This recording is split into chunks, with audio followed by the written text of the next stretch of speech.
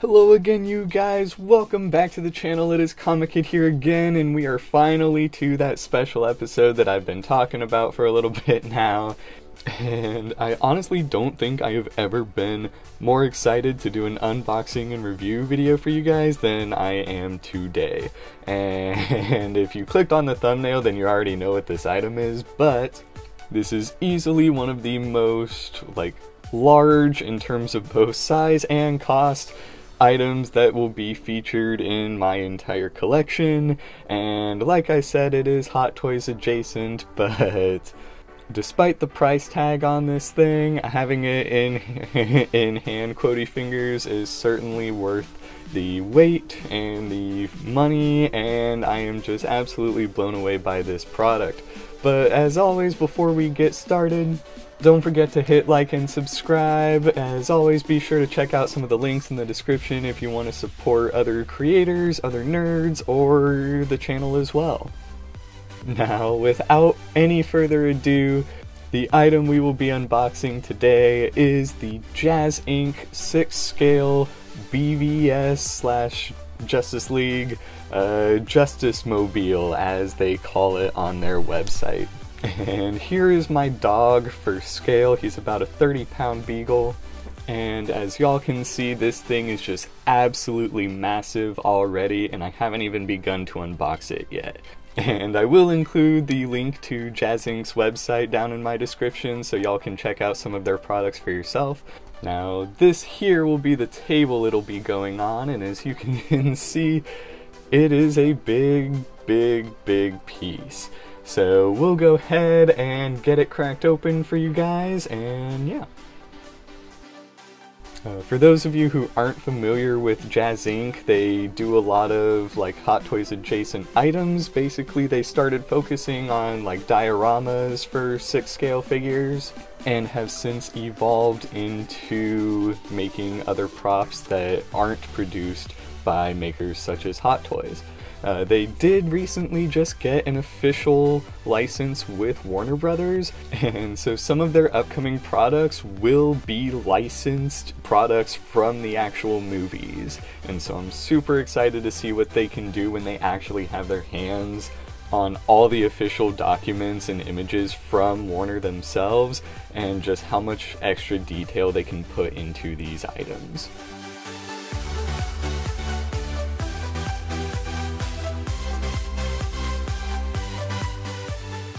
Now, I did actually have to cut open the sides of this thing because there was really no other way to get it out of the box without flipping it over, and I didn't really want to do that, so I just cut the sides off the box, it slid right out, and then proceeded from there.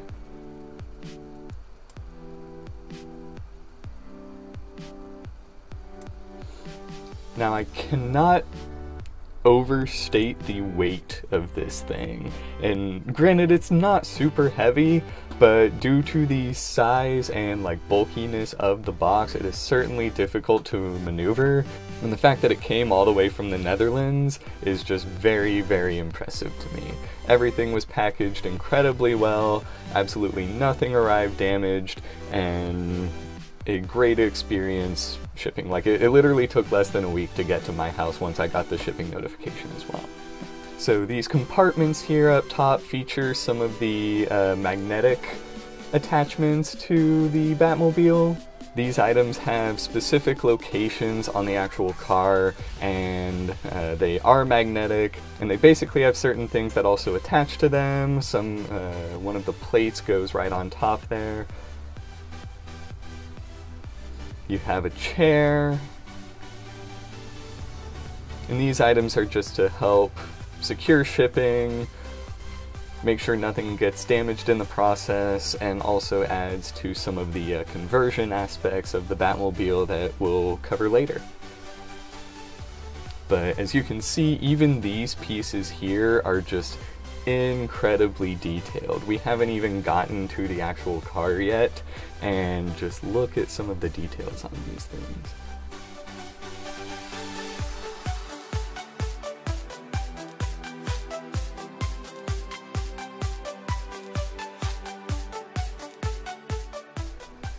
And yeah, we'll go ahead and cut open the tape on the sides of the box and see the big old boy down underneath.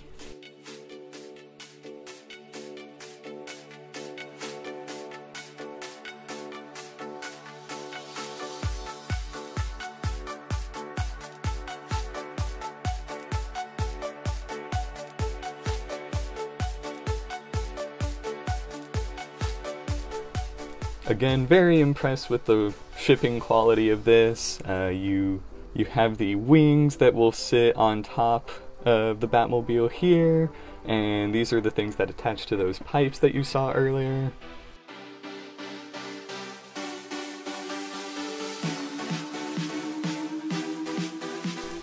Now, the bubble wrap was actually a little difficult to get off in this case. It was wrapped pretty tightly, which, meant that obviously there was going to be minimal damage to the vehicle, if any, but I didn't feel quite safe cutting it off, and it felt a little too tight to just kind of pull off. But eventually we were able to just simply pull it off. It didn't break anything or anything like that, which was fortunate, but that wrapping of masking tape really kind of added to a little bit of difficulty. You do still have some magnetic pieces on the front here. The wheels do rotate, or the wheels themselves spin, and then the other front ones can actually pivot. It is not remote controlled, but I mean, a beast like this you wouldn't really want it to be. You also have functional flap doors here, and they just look absolutely incredible. The steering wheel was loose in the car, but it's super easy and obvious where it goes, and you can just plop it right in, and so yeah. The entire cockpit for the flaps is actually a magnetic piece in and of itself as well. We'll go ahead and show you guys the actual interior here, and it is a little dark in this camera, but we'll brighten it up in a few pictures. But I mean, if y'all can see, it is just super incredibly detailed. You have a nice little support beam there that I do believe can come out, and once you get the chairs in there, like, it just looks fantastic.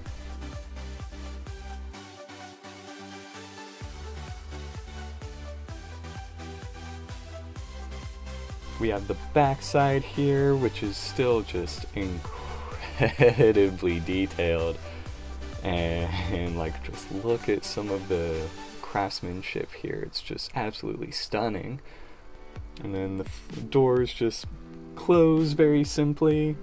You do got to be a little careful so that they don't catch on anything or each other, and they can be a little finicky to like wiggle into the right place, but it's not super hard. I'm not like complaining about it. It's just a little bit of a nitpicky thing. But and then you have the front turret gun here that just kind of magnetizes into place. It doesn't quite feel super strong, which, I mean, it doesn't feel like it's gonna go anywhere, and it still allows the things to pivot and all that, but the magnet does feel a little weak, but I mean, it's certainly not going to go anywhere. I'm sure I could turn this thing upside down, and I think it'd be strong enough to stay in. Now, these pipes on the back are a little finicky to make sure you get them in the right spot. They are cut on the bottom to their specific port, but these magnets do feel a little unsturdy. Not that I think they're gonna go anywhere, but I mean, I was never quite sure if they were in like deep enough at the right angle, and so yeah, but once you let it go, I mean, it definitely looks perfectly fine, and that's how you know you've got it. And then, like I said, the cockpit does come off entirely. On the back end here, in one of these compartments, is the switch that turns on the lights.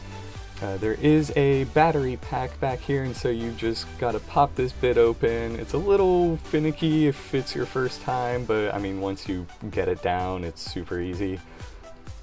just remove the battery pack, pop some batteries in, batteries not included, and then there's a easy switch right there that you can just flick and it'll turn right on.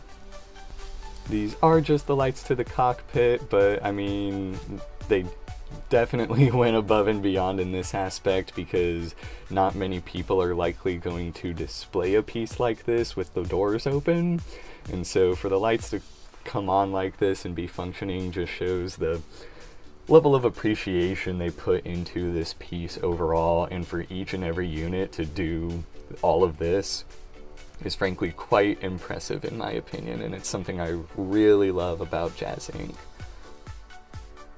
And now we'll get into the conversion kit. There were several different packages for the Batmobile.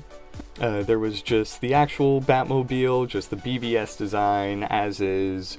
There's an alternate version that comes with a base for it, and so that's one of the second options. But the last one you can get is a conversion kit, which will transform the BVS model here into the Justice League version of the Batmobile.